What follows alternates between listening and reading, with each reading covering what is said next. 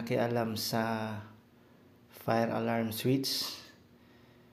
Hindi ko lang na-videohan yung ingay niya. Ayan, isa-silence ko muna doon sa main panel board bago ko siya i-fix ulit ng maayos. Let's go.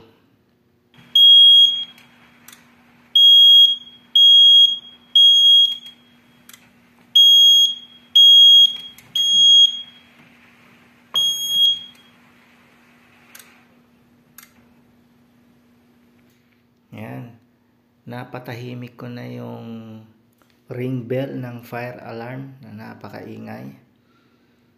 Ngayon, bago ko siya i-reset, i-fix ko muna yung fire alarm switch.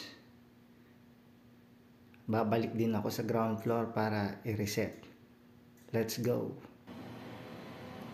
Toggle switch put down and then close.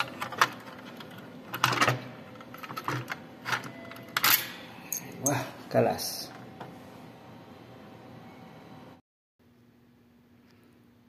Yan, na-fix ko na yung fire alarm switch. I-reset ko na siya sa main fire alarm panel board.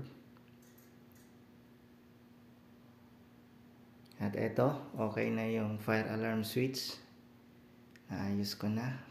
Pwede na namang kalikutin, pakialaman ng mga locals.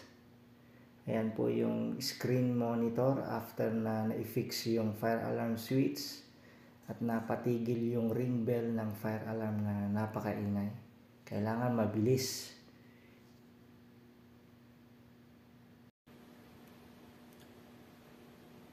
Ayan, yan yung normal menu, main menu ng fire alarm circuit board.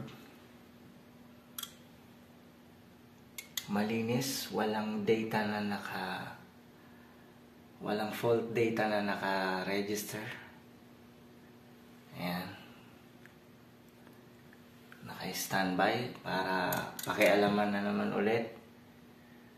Yung sa Ilocano, agkikiwal ti ima na. Istibis. Hindi ko lang kasi na-i-videohan kung paano siya nag-ingay. Kasi nagbabaan na rin yung mga nag-oopisina. Akala nila merong sunog. Advantage pag laging merong nakabantay. Ayan, maraming salamat po sa inyong panonood, sa walang sawang suporta.